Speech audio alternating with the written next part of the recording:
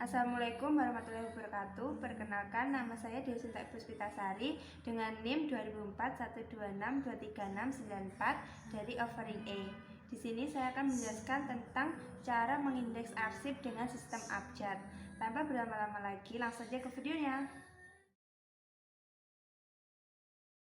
Baik, bahan-bahan yang diperlukan untuk melakukan pengarsipan adalah sebagai berikut. Yang pertama, kita memerlukan guide. Di sini kita menyiapkan guide primer, sekunder, dan guide tersier. Selanjutnya, kita juga memerlukan map. Di sini ada map folder Snell Hector. Nah, seperti ini.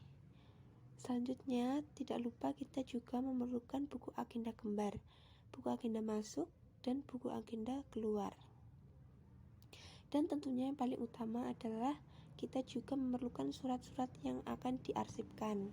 Di sini saya mempunyai 5 surat masuk dan 5 surat keluar. Alatnya kita membutuhkan perforator untuk melubangi kertas, tip X, penghapus, pensil, dan ballpoint.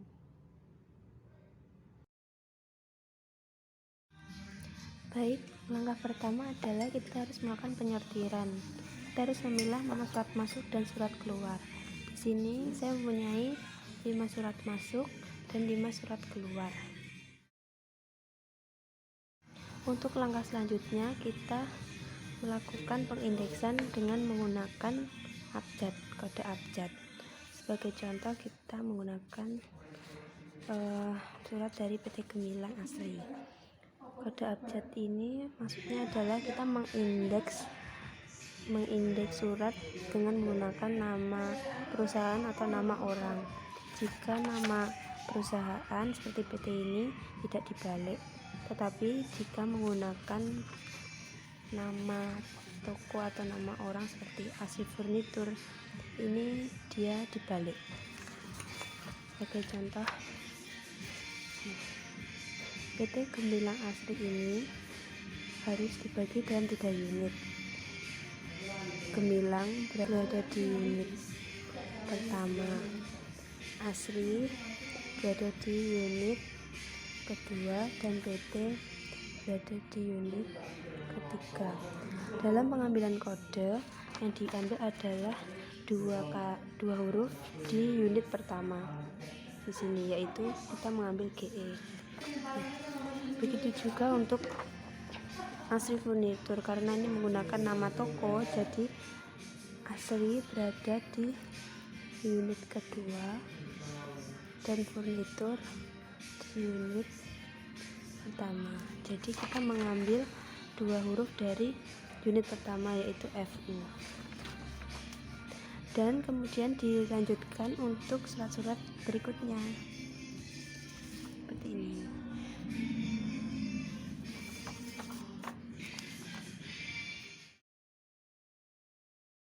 Selanjutnya kita mengurutkan surat berdasarkan tanggal, dari yang tanggal terbesar sampai tanggal yang terkecil. Tanggal terkecil berada di paling atas, seperti ini. Tanggal 2, 6, 8, 12.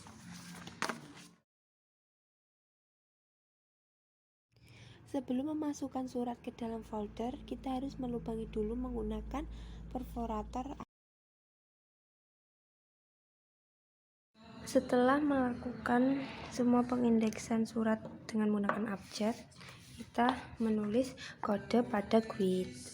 Pada guide primer kita tulis abjad, semisal dari A sampai E.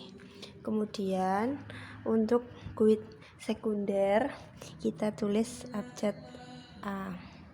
Untuk guide tersier di sini kita tulis AS karena dalam surat terdapat kode AS. Untuk jumlah guide primer, sekunder, dan tersier ini tidak dibatasi, jadi bisa lebih dari 1 sesuai dengan kode-kode surat yang ada.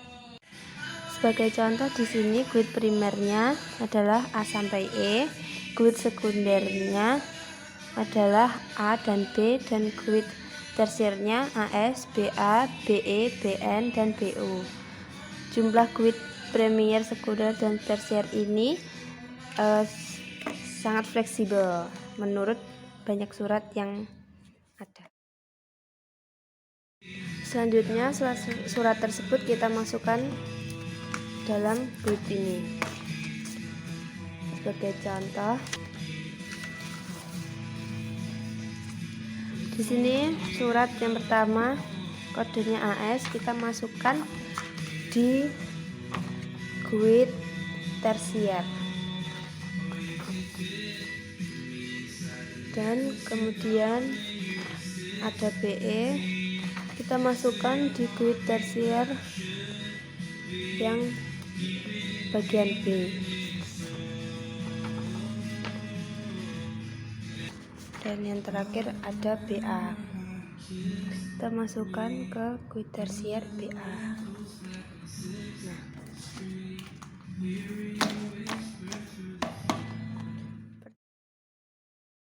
selanjutnya kita akan masukkan ke dalam folder. Kemudian kita masukkan ke folder.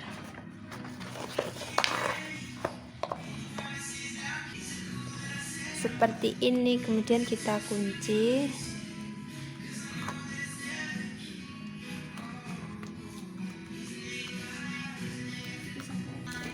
Dan jangan lupa memasukkan buku agenda kembar ini di atas surat. Kemudian kita tutup. Kemudian untuk buku kas kecil dan buku kas masuk, kita gunting-gunting terlebih dahulu segini. Setelah seperti ini, kemudian kita lubangi di sini menggunakan alat ini. Selanjutnya, untuk memasukkan ke dalam folder, kita urutkan dari tanggal yang paling besar ke tanggal yang paling kecil. Jadi tanggal yang paling kecil berada di atas. Setelah melubangi BKK dan BKM, kita selanjutnya menulis kode di guide. Pertama kita tulis BKM, dan yang kedua kita tulis BKK. Nah, seperti ini. Untuk memasukkan ke dalam folder, perlu kita ingat bahwa tanggal yang paling tua berada di bawah. Kita masukkan bukti pengeluaran kas kecil terlebih dahulu.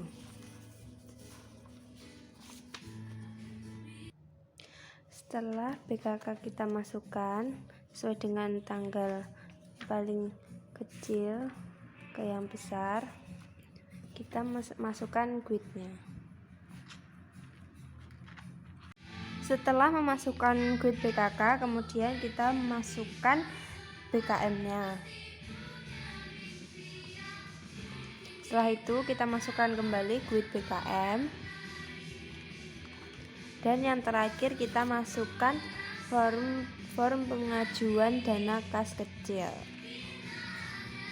Nah, selesai. Jadi urutannya ada form pengajuan, BKM, kemudian BKK.